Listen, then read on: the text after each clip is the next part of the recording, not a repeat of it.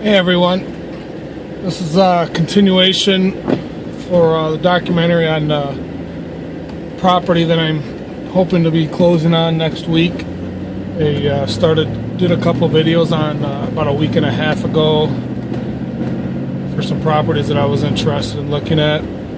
There was two of them I videotaped and put an offer in on one. Today is April 3rd. I think I went and looked at all the properties, what was it, a week and a half ago on a Sunday. So generally how that works, after you look at the property, you decide if you want to put in an offer, you get with the agent, you will give them an EMD check, fill out the purchase agreements and send it, the agent sends it to the seller, and then you wait for a response.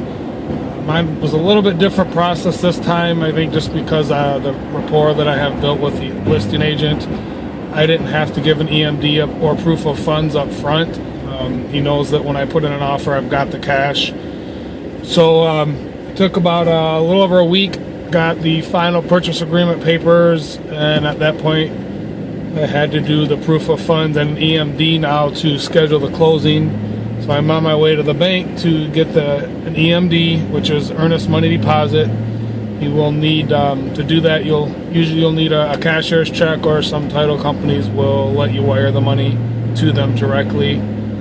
It used to be that you could make the cashier's check out to yourself in case something fell through and you had to get the deposit back. There ended up being a lot of fraud going around with that, especially in regards to with being able to deposit the checks on your phone now.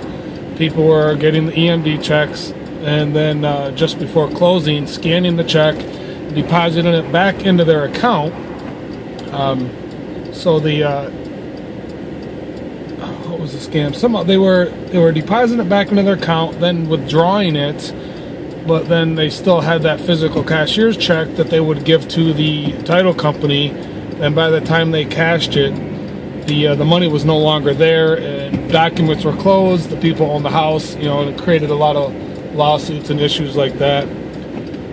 So anyways, I will get an updated video.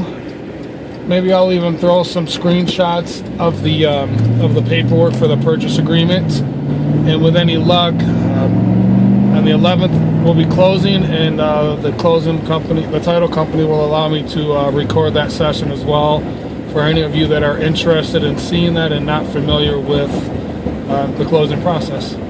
It's not too bad. All right, I'll see you next time.